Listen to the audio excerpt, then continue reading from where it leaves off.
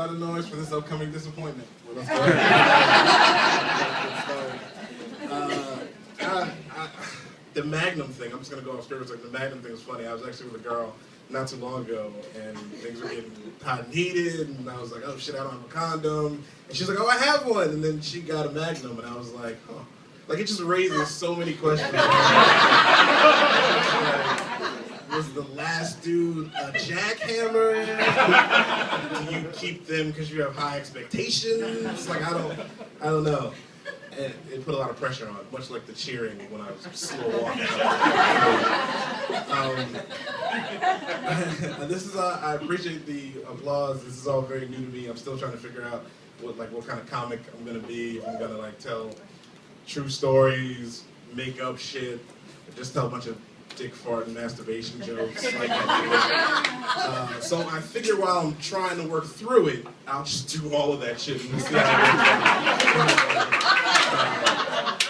So I masturbate a lot. More than most people with a pulse should probably masturbate. I also have to travel a lot for work, which means that my dick gets to see a lot of hotel rooms. I enjoy that, actually. I feel like it's like taking my dick on a world tour. He's more cultured because of it. Well-rounded.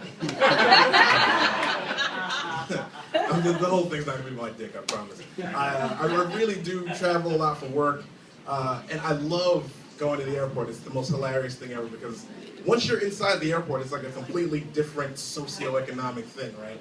Like, you could have a coach ticket for Delta, and if you have $1 million in the bank, like, they don't care. Like, they just know if you don't have Delta miles, whatever. So it's like, oh, hey, do you have status with Delta? No? Well, fuck you in the face, sir. We're going to go ahead and put you in boarding group 87, and if you could wait over there, that'd be great. And I love, like, the gates as well. You ever, like, get to your gate early while you're waiting for your flight? What a fucking wasteland of misery that thing is. I saw people like competing in Hunger Games for a power outlet to plug in their fucking cell phone. There's some dude who's laying across like 5 different chairs. He's pissed because he's been delayed 3 times. He feels like he deserves it. There's a pregnant lady standing. He's like, fuck you, I'm not getting to Wisconsin, so don't worry. I find that shit amazing. And then probably the biggest dicks of them all are like the business travelers who come in with like the little fucking wheelie things for their laptop. Like, you couldn't carry that fucking laptop, and they have the perfectly sized carry-on luggage to fit into the overhead bin.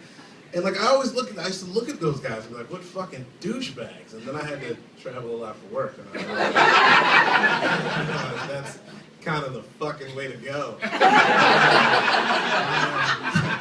I'm the biggest asshole now. Like, I don't even let the lady get it all the way out of her mouth. She's like, now boarding group. I'm like, excuse me, nigga, that's me. I'm boarding group number 1. I can't run out of overhead space, nigga. Excuse me. I need to get on here. I know a lot of people are looking at me like, he said nigga, is it an all-black airline? Nah, I just say, I thought Delta catered to everybody. They do. I just say the word nigga. It's kind of my thing. I don't know why I do it. And since I'm gonna use the N-word a lot, I figured we might as well go over the rules real quick. They've been around since like 1982. Everybody knows the rules, right? Like, supposedly, like, white people can't say it, black people can say it to fucking anybody. I say that. And then, like, I guess white people can say it, like, if they get a pass from a black friend, I think, is that still in effect, right? I don't know. But a word to the wise, white people, your black friend has to be there.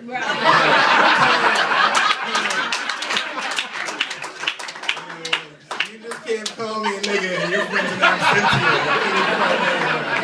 You just gotta, it's not an honor system type of thing. I swear to God, Jamal said I could say it. He's my nigga too, I swear.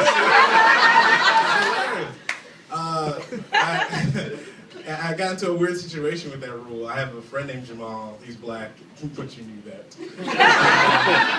And he had this neighbor. You ever have a neighbor that just decides you're gonna be friends no matter how you feel about it or not? This is happening. Get on board. Well, that was happening to Jamal. He had this white neighbor named Steve who'd come over all the time. I'd go over and see my boy Jamal, and of course I eventually run into Steve. And so Jamal's like, hey, it's JR, Steve, JR. I'm like, hey, Steve, how's it going? He's like, what's up, my nigga? How you living? And I'm like, according to Section C, Rule 3.5, you must have gotten permission from Jamal. Jamal, did you give this dude permission? I don't say that out loud because Steve's the biggest white man I've ever seen in my entire life. He's fucking jacked. So I don't say this out loud to Jamal, but my face just conveys this message. So Jamal's face says back to me, hell no, I didn't give permission. I'm a fucking aggressive neighbor. So my face says back to Jamal, I'm like, well, get his ass in line. And Jamal's face is like, you see how big he is? He's like, you get him in line. I was like, I'm not telling that nigga that. Fuck that. So I had to just stop hanging out with Jamal. Like my mom was disappointed. She was like, Jamal was so nice. How can you not hang out with him anymore? I was like, he fell in with the wrong group of white boys. That's too dangerous for me. And speaking of race, I actually had like a moment a month ago. This is really serious. I feel deeply about this because I felt like I was a traitor to my race. That's a terrible feeling. I felt like I betrayed black people. I'll tell you what happened. I was on the subway in New York a few weeks ago, and we stop, and some kids get on the train, and you can tell they're going to do like a little performance or something, and then ask for money, one of those type of deals, right? So they get on the train, and they're facing each other, right? They're opposite, and they start reciting a poem, and I'm like, all right, that's different. And they're doing this poem, they're really like getting into it, like one guy says a line, the other guy finishes a sentence. Sometimes they say the same sentence together in unison for effect. But here's the problem, if you've been on a train in New York, once that thing starts going, it gets really loud. And so you couldn't hear what the fuck they were saying. It was like screaming at each other, right? So as a New York commuter, all that fucking noise, and now these two kids are basically screaming at me. Like, what makes you think I'm gonna give you money? So of course the train ends and nobody gives them money. And at the next stop, I come over to these young black kids and I'm just like, have you thought about dancing? Because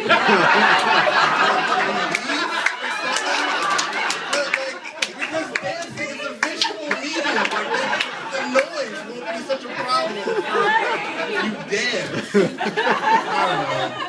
don't know. That's my time. I'm Jared. I'm an Uncle Tom, apparently.